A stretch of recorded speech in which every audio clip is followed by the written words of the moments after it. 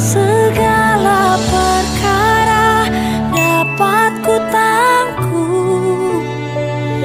Supaya kita mengenal kehendak Tuhan dan melakukannya. Karena percuma semua kegiatan rohani kita kalau kita pada akhirnya tidak melakukan kehendak Tuhan. Tentang Israel sebagai suatu peringatan bagi setiap kita, bagaimana perjalanan mereka ketika dibawa keluar dari perbudakan di Mesir memasuki tanah perjanjian. Dan akhirnya generasi pertama ditewaskan oleh Tuhan dan tidak dapat masuk ke tanah perjanjian. Kenapa? Karena ketidaktaatan mereka. Dan hari ini saudara kita akan sama-sama belajar firman Tuhan. Mari kita buka bersama Hakim-Hakim pasal yang ke-6. Ya, Hakim-Hakim pasal yang ke-6 kita akan baca ayat 1 sampai dengan ayat yang ke-8, saudara. Hakim-Hakim pasal yang ke-6 ayat 1 sampai dengan ayat yang ke-8. Demikian firman Tuhan, ya, ayat yang pertama.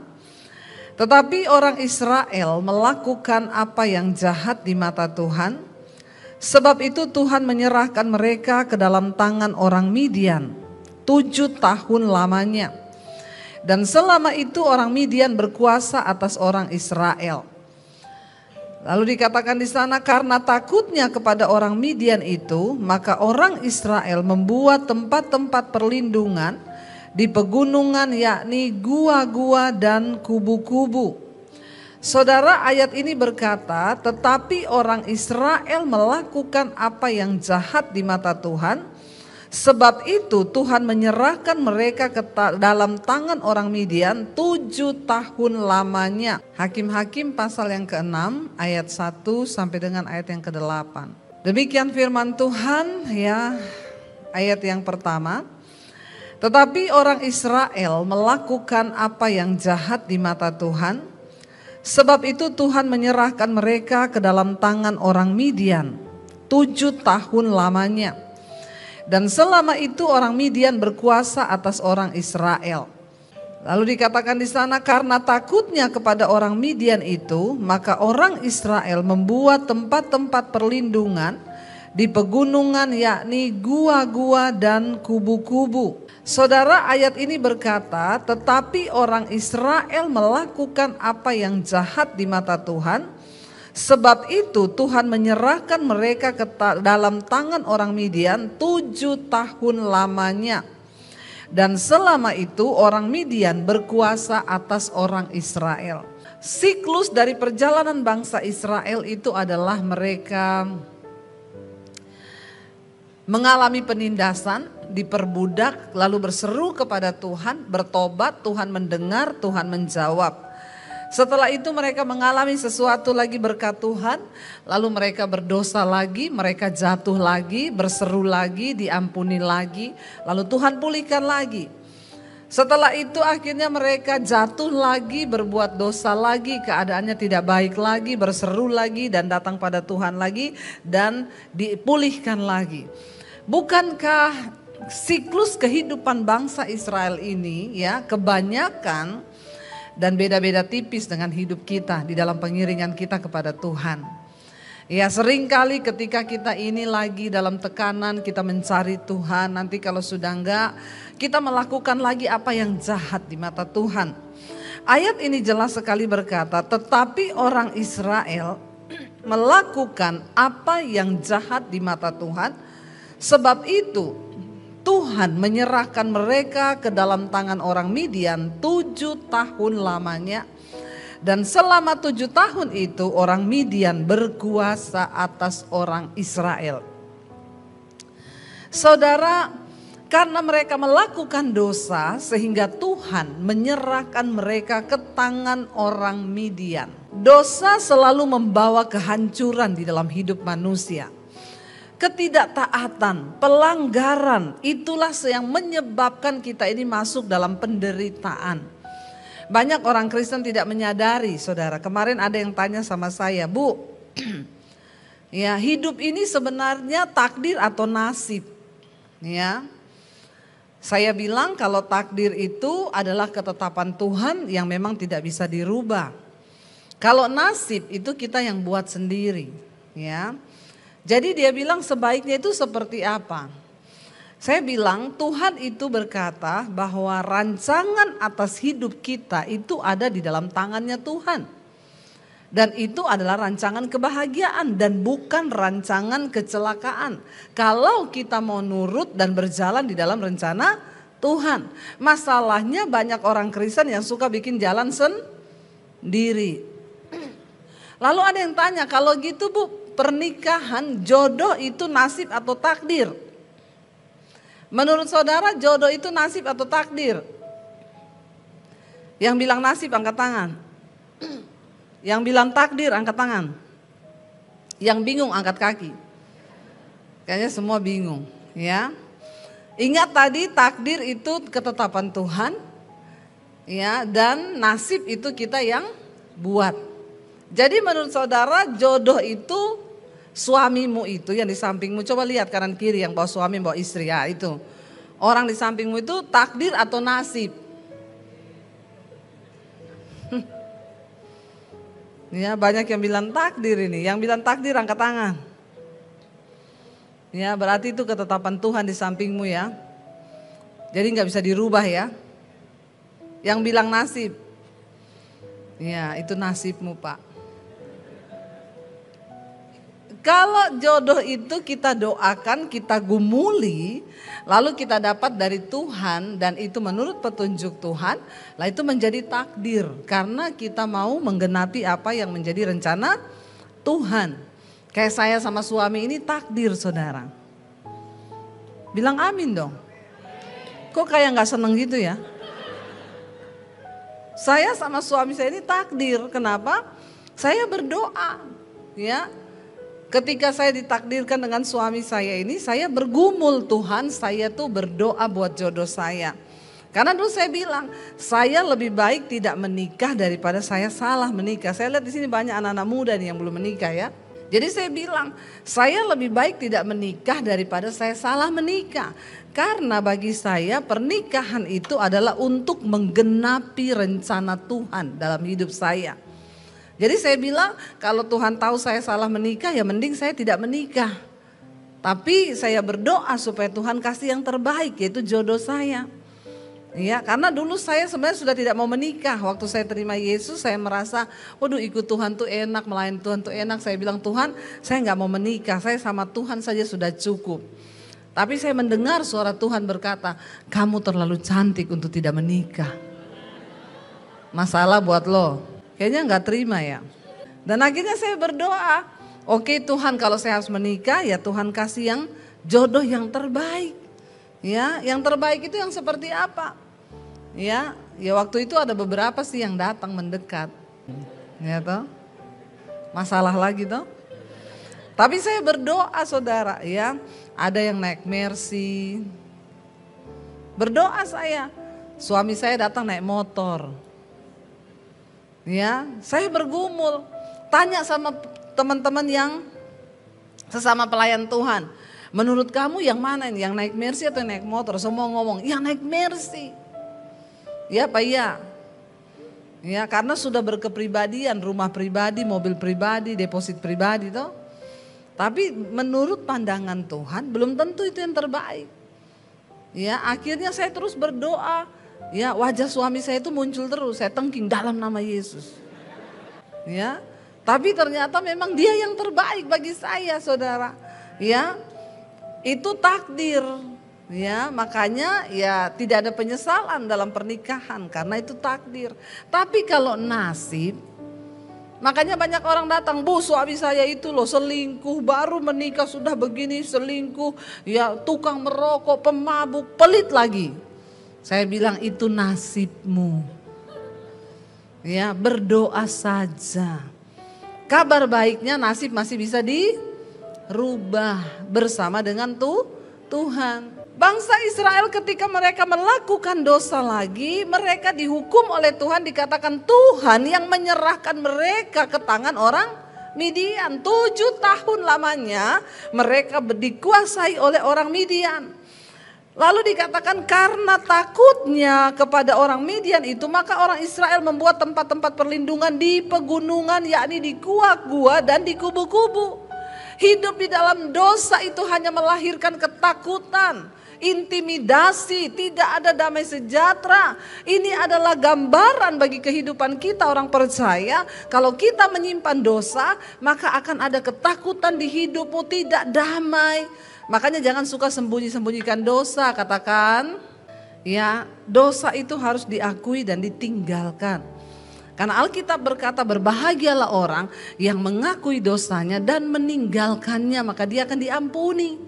Tapi celakalah orang yang menyembunyikan dosanya, ya hidup di dalam dosa itu, maka dia akan mengalami ya kutuk di dalam hidupnya. Nah, dikatakan di sini keadaan berdosa membuat bangsa ini mengalami sesuatu yang tidak enak. Mereka terpaksa bersembunyi di gua-gua, di kubu-kubu. Saudara, bayangkan kehidupan mereka 7 tahun. Ditekan dalam ketakutan, bersembunyi. Ya, di gua-gua. Hari ini mungkin kita berkata, ya nasib saya, hidup saya sama seperti itu, Bu. Ada ketakutan, ada kekhawatiran dalam hidup saya. Ya, dikatakan ayat yang berikutnya, setiap kali orang Israel selesai menabur, datanglah orang Midian, orang Amalek dikatakan di sana, dan orang-orang dari sebelah timur, ya, lalu maju mendatangi mereka. Berkemahlah orang-orang itu di daerah mereka dan memusnahkan hasil tanah itu sampai ke Gaza, dan tidak meninggalkan bahan makanan apapun di Israel, juga domba atau lembu atau keledai pun tidak. Bahkan setiap kali mereka memulai usaha selalu gagal. Dirampas, direbut, dibinasakan, diambil semua hasil mereka dan tidak ada yang disisakan. Ini gambaran hidup kita. Seringkali kita berkata, saya sudah bertahun-tahun ikut Yesus, Bu. Tapi rasanya bekerja, memulai apa-apa itu tidak ada yang berhasil. Mari kita introspeksi diri hari ini, saudara. Apakah masih ada dosa di dalam hidup kita? Sehingga itu menyebabkan apa yang kita lakukan rasanya dicuri oleh belalang pelahap. Bangsa ini mengalami sebuah hal yang sangat tidak enak. Ditekan, dikuasai, ketakutan, terintimidasi, hidupnya harus bersembunyi. Bahkan setiap kali mereka mulai menabur, menghasilkan sesuatu, didatangi oleh orang Amalek, orang Midian, dan orang-orang dari sebelah timur itu maju. Hasil tanah mereka dirampas, domba, kambing, lembu mereka diambil, ya, dan dikatakan tidak disisakan apa-apa daripada mereka, ya, tidak ditinggalkan bahan makanan apapun. Berarti dengan kata lain mereka hidup di dalam kelaparan, kekurangan makanan. Kalau kita melihat kembali tadi dikatakan akibat apa? Mereka melakukan lagi apa yang jahat di mata Tuhan. Dosa membawa kehancuran di dalam hidup manusia, saudara. Dikatakan di sana sebab orang-orang itu datang maju dengan ternaknya dan kemahnya, dan datangnya itu berbanyak-banyak. Seperti apa? Seperti belalang. Ya, orang-orangnya dan onta-ontanya tidak terhitung banyaknya. Sekaliannya datang ke negeri itu untuk memusnahkannya. Saudara, musuh kalau datang bertubi-tubi.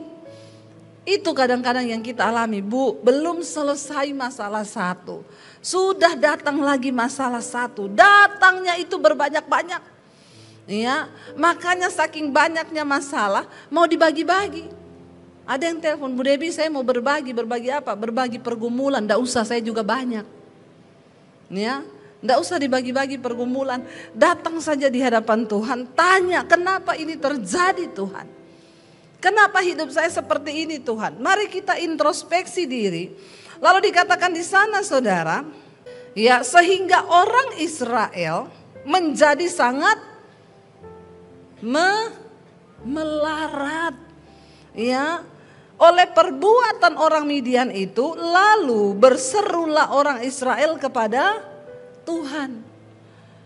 Akibat dosa, Tuhan mengizinkan, bahkan Tuhan menyerahkan mereka jatuh ke dalam kuasa tangan orang Midian. Siapa yang menyerahkan mereka, saudara? Tuhan sendiri. Jadi saudara, ketika kita mengalami persoalan dalam hidup kita, mengalami nasib yang rasanya tidak pernah berhenti, sial, nasib yang tidak enak. Mari kita bertanya dan introspeksi diri, jangan-jangan memang Tuhan yang mengizinkan, bahkan menyerahkan kita ke dalam keadaan itu. Itu bisa terjadi. Kenapa? Akibat dosa. Dikatakan di sana akhirnya orang Israel itu menjadi sangat melarat. Ada di sini di antara saudara yang hidupnya sangat melarat? Enggak ada kan? Sekurang-kurangnya kita, semiskin-miskinnya kita belum disebut sangat melarat. Tapi bangsa Israel pada waktu itu disebut hidup mereka sangat melarat. Akibat Tuhan yang mengizinkan semua itu terjadi. Tapi puji Tuhan ya, bangsa ini ketika dalam keadaan tertekan lagi selalu mengingat Tuhan. Selalu ingat akan Allah yang hidup. Ya, sehingga mereka dikatakan di sana, lalu mereka berseru kepada Tuhan karena orang Midian itu, maka Tuhan mengutus seorang nabi kepada orang Israel lalu berkata kepada mereka, beginilah firman Tuhan Allah Israel, akulah yang menuntun kamu keluar dari Mesir dan membawa kamu keluar dari rumah perbudakan. Setiap kali mereka mencari Tuhan dalam keadaan kesusahan, Tuhan itu Maha Kasih.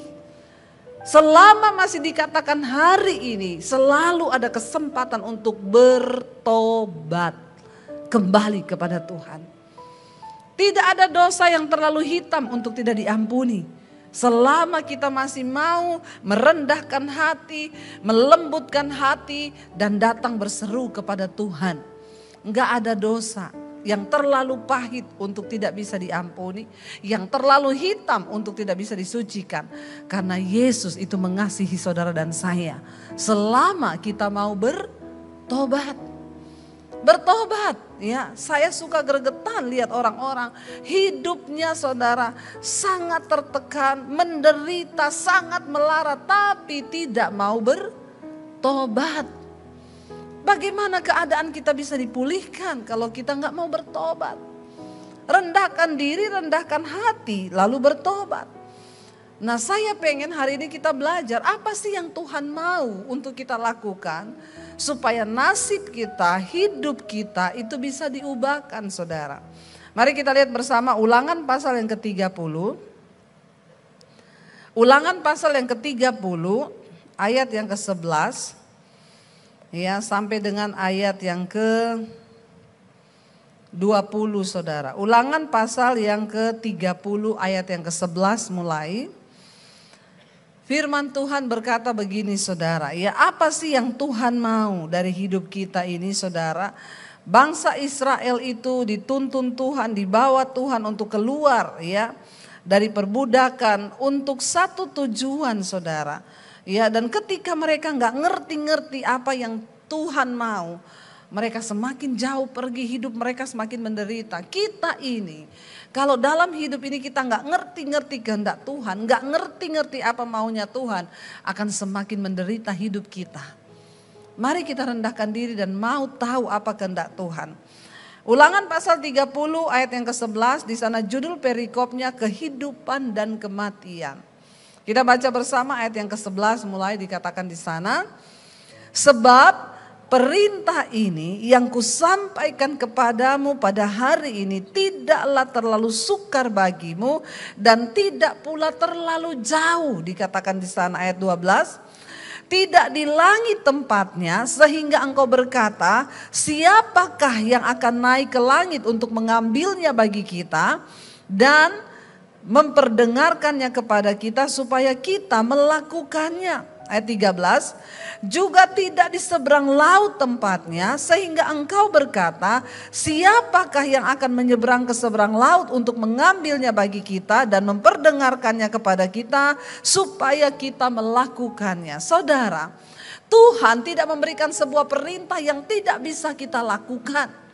Tuhan itu gak memberikan sesuatu yang terlalu jauh sehingga tidak bisa kita jangkau. Tuhan itu memberikan sebuah peraturan, bukan sesuatu yang sulit untuk kita buat sehingga kita ini tidak berkenan dan tidak dapat mencapai apa yang Tuhan mau. Tuhan memberikan perintah kepada bangsa Israel agar engkau bisa memasuki tanah perjanjian, mengalami semua kenikmatan hidup yang dijanjikan Tuhan di dunia ini. Umur kita di dunia ini cuma 70 tahun, kata firman Tuhan. Itu pun kalau nyampe, karena banyak yang tidak nyampe. Ya, makanya saya angkat topi dan angkat jempol kalau ketemu orang di atas 70. Ya, dia sudah mencapai setidaknya melebihi apa yang Alkitab katakan. 70 tahun. Nanti kalau lebih-lebihnya ada yang sampai 80, ada yang sampai 100 tahun. Tapi kebanggaannya itu sakit penyakit. Ya, kita lihat saja saudara. Ya, orang itu kalau umur di bawah ya 30 atau 40 itu bawaannya parfum. Ya, kalau sudah mulai kepala 4 bawaannya fresh care. Tolak angin bawaannya minyak kayu putih, itu jadi parfum yang sangat harum sekali. Termasuk saya bawaannya minyak kayu putih. Parfum LV lewat. Kalau mulai pusing, cekot-cekot, ambil minyak kayu putih, taruh sini. Aduh, lega saudara. Ya, orang itu kalau umur-umur masih di bawah 20, omongannya ya masih tentang kehidupan yang ringan-ringan. Ya, omongannya ya anak ABG. Begitu menginjak kepala 2 ke atas, 20, mulai omongin. Ya, nanti mau kerja di mana ya habis kuliah. Nanti kalau sudah di atas 30, ya omongannya mulai, gimana tempat kerjamu, enak, nyaman, apa-apa. Terus nanti lu mau beli rumah di mana? Ya usia 40 ke atas ya. Itu mulai ngomong kemapanan. Berapa anak, keluarga berapa, iya rumahnya di mana, sekarang udah punya rumah apa belum. Di atas 40 itu kalau mulai ketemu ya 50. Iya, kamu sering sakit lutut enggak? Lututku ini loh, aduh ya. Ngopo ya? Pegel. Nek aku neng boyo iki loh. Ya, nek aku punggungku iki loh, aduh sering pegel, ngopo ya? Itu memang itu. Ya. Apalagi kalau sudah ketemu 70, udah omongannya itu pokoknya seputaran obat. Ya. Nek kayak loh dokter aku hebat loh, obatnya. Atau ada yang herbal aja, itu pokoknya ini campur ini. Kebanggaannya itu sakit penyakit dan penderitaan. Orang umur 70 ke atas apalagi 80 kalau ketemu yang dicerita itu sakit toh. Udah ndak ada yang lain. Iya apa iya? Ngaku kan? Jadi Bapak Ibu, kita ini hidup singkat. Tuhan mau di hidup kita yang singkat ini kita bisa menikmati semua yang baik. Sebab itu yang Tuhan inginkan bagi hidup kita. Tetapi ada syarat. Ayat ini berkata syaratnya yang Tuhan kasih tidak terlalu jauh. Perintah itu tidak di atas langit sehingga engkau berkata siapa yang akan naik ke langit dan mengambilnya bagi kami. Tidak juga ditaruh di seberang lautan sehingga engkau berkata siapa yang akan menyeberang ke sana dan mengambil itu bagi kami. Ayat ini berkata, ayat yang ke-14 baca sama-sama. Ayat yang ke-14 1, 2, 3. Tetapi firman ini apa? Sangat dekat kepadamu, yakni di dalam mulutmu dan di dalam hatimu untuk apa? Untuk dilakukan. Katakan, firman itu tidak jauh. Bukan di langit, bukan di seberang laut, tetapi firman ini itu sangat dekat padamu, yakni di mana? Di mulut dan di dalam hati untuk dilupakan. Begitu kata firman Tuhan? No. Artinya apa? Kalau engkau mau melihat hidupmu berhasil, taruh firman itu di mulutmu, taruh firman itu di hatimu, dan berusahalah hidup untuk melakukan firman itu. Itu kunci hidup kebahagiaan. Ketika engkau mengerti firman anak-anak muda, engkau tidak akan sembarangan memilih pasangan hidup. Engkau tidak akan sembarangan memilih jodoh. Waktu engkau mengerti firman, Alkitab berkata, jangan jadi pasangan yang tidak seimbang dengan orang yang tidak percaya. Memilih pasangan bukan hanya seiman, tetapi seimbang. Artinya apa? Kalau engkau suka ke gereja, jangan cari pacar yang tidak suka ke gereja. Engkau suka melayani Tuhan, jangan kau cari pacar orang yang tidak mau melayani Tuhan. Itu tidak seimbang. Nanti akan jadi masalah.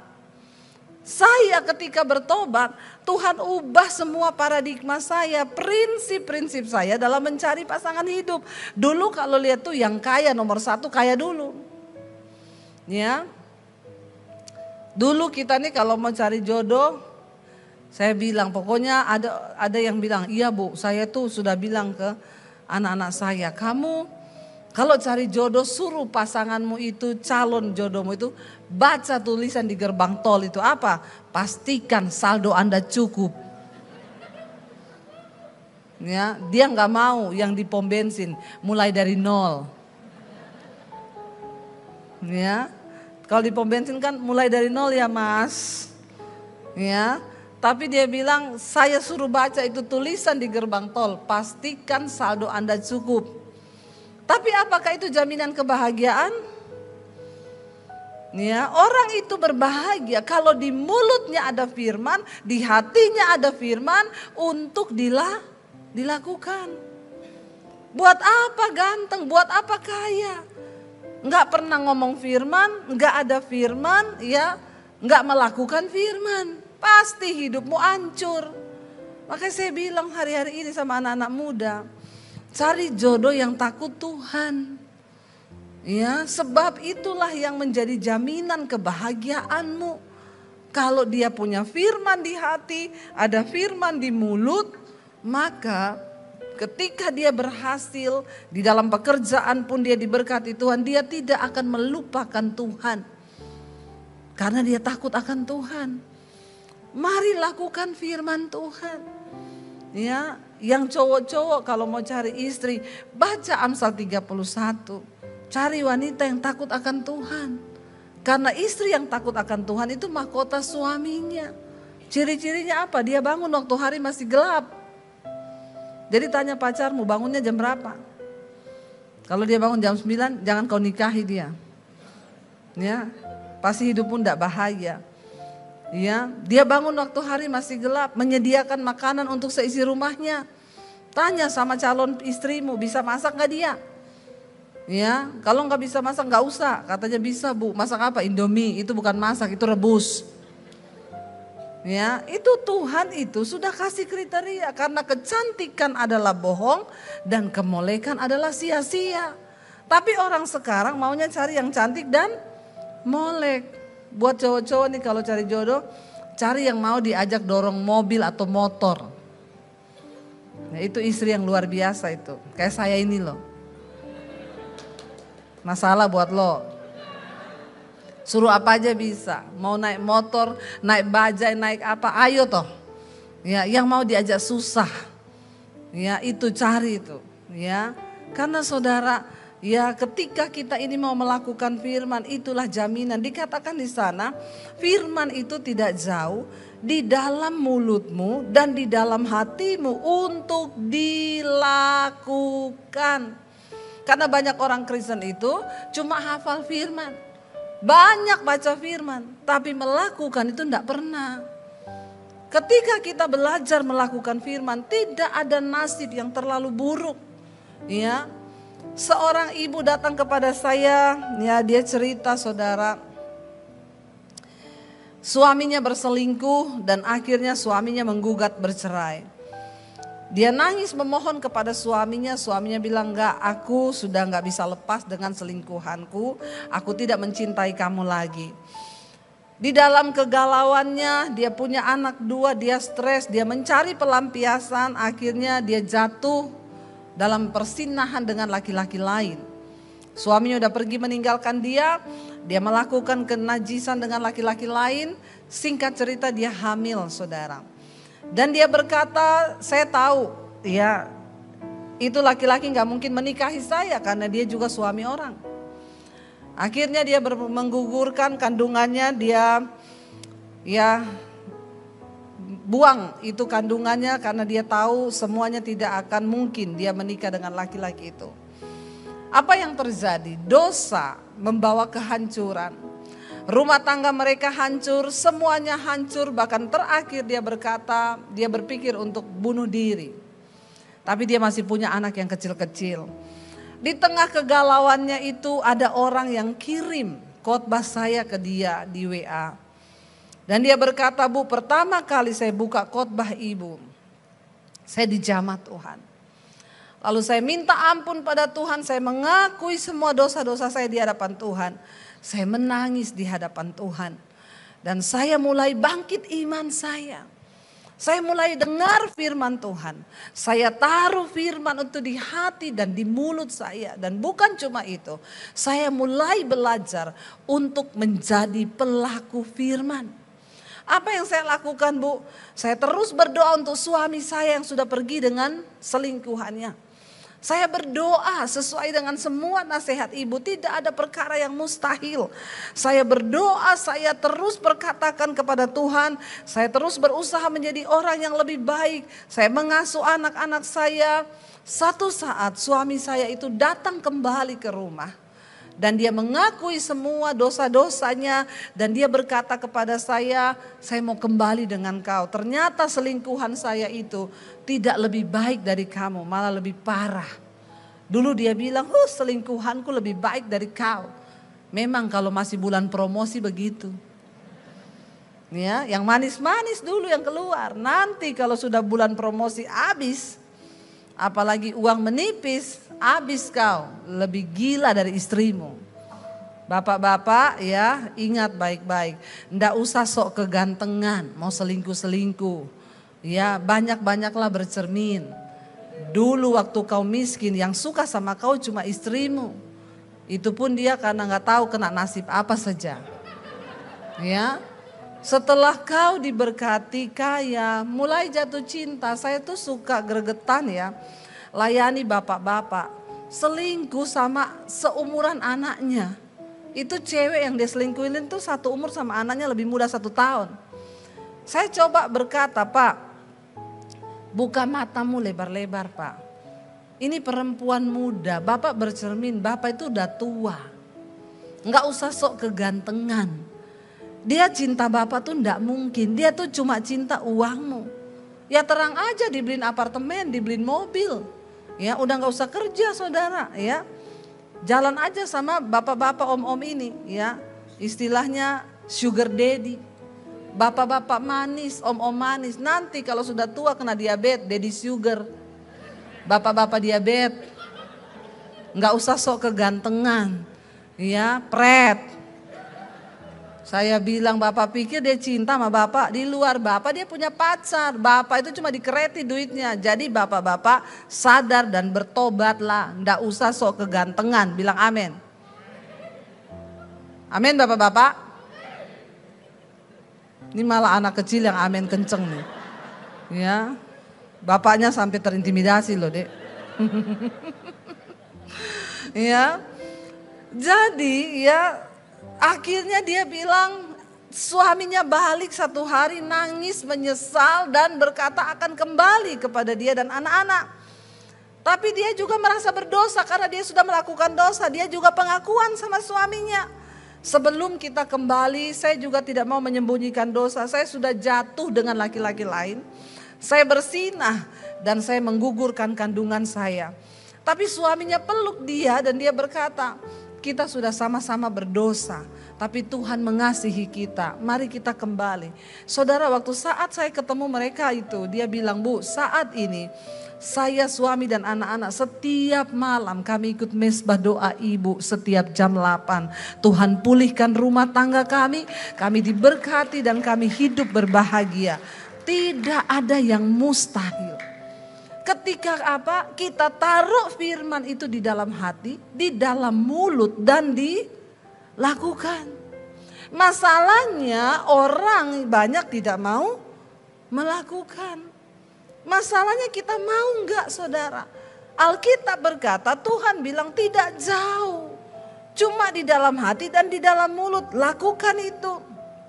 Maka Tuhan akan memberikan semua janji-janjinya terjadi, saudara. Ayat 15 berkata, ingatlah, kata firman Tuhan, aku di sana, saudara, menghadapkan kepadamu pada hari ini kehidupan dan keberuntungan, kematian dan kecelakaan. Tuhan perhadapkan di depan kita nih loh, ada kutuk, ada berkat, ada kehidupan, ada kematian, ada keberuntungan, ada kecelakaan. Terserah saudara mau milih yang mana. Itu ada di tanganmu, engkau yang menentukan. Tuhan cuma suruh pilih. Di hadapanmu hari ini dikatakan Tuhan bilang, aku menghadapkan kepadamu hari ini. Di depanmu itu dikatakan ada kehidupan dan keberuntungan, ada kematian dan kecelakaan. Sekarang kita mau pilih hidup dan beruntung atau mati dan celaka. Pilih sendiri. Kalau engkau mau melakukan firman, membuat firman itu diam di hati dan di mulut dan dilakukan, maka engkau akan mengalami rancangan kehidupan dan keberuntungan. Tapi kalau engkau memilih untuk melakukan dosa, ya sudah, di depanmu ada kematian dan kecelakaan. Mari saudara, kita buka hari ini pemahaman kita dengan firman Tuhan. Dikatakan di sana ayat 16, karena pada hari ini aku memerintahkan kepadamu untuk mengasihi Tuhan Allahmu dengan hidup menurut jalan yang ditunjukkannya dan berpegang pada perintah, ketetapan dan peraturannya supaya engkau hidup dan bertambah banyak dan diberkati oleh Tuhan Allahmu di negeri kemana engkau masuk untuk mendudukinya. Jadi Tuhan berkata hari ini sebuah perintah diberikan kepada saudara dan saya. Untuk Ayo kasihi Tuhan Allahmu, dikatakan di sana. Apa caranya kita mengasihi Tuhan Allahmu? Hidup menurut Hidup menurut segala jalan yang ditunjukkannya dan berpegang pada perintah, ketetapan serta peraturannya supaya engkau hidup bertambah banyak dan diberkati oleh Tuhan. Itu aja. Tuhan gak minta macam-macam. Tuhan cuma minta taat pada firman. Kasihi Tuhan Allahmu dengan jalan melakukan semua perintahnya, ketetapannya, hukum-hukumnya. Supaya engkau hidup bertambah banyak dan diberkati Tuhan. Sayang, hidup ini cuma 70 tahun. Jangan mau hidup melarat seperti orang Israel di bawah kekuasaan orang Midian karena dosa. Mari katakan pada Tuhan, Tuhan, hari ini kami memilih kehidupan dan keberuntungan. Itu pilihan kami, Tuhan. Hidup ini singkat. Jangan engkau biarkan hidup tidak damai sejahtera, menderita, keluarga berantem, anak-anak semuanya hancur gara-gara kita gak mau taat kepada firman Tuhan. Dikatakan di sana ayat yang ke-17, tetapi jika hatimu berpaling dan engkau tidak mau mendengar, bahkan engkau mau disesatkan untuk sujud menyembah kepada Allah lain dan beribadah kepadanya, maka aku memberitahukan kepadamu pada hari ini bahwa pastilah kamu akan binasa. Tidak akan lanjut umurmu di tanah kemana engkau pergi menyeberangi sungai Yordan untuk mendudukinya. Aku memanggil langit dan bumi menjadi saksi terhadap kamu pada hari ini. Kepadamu kuperhadapkan kehidupan dan kematian, berkat dan kutuk. Pilihlah kehidupan supaya engkau hidup, baik engkau maupun keturunanmu.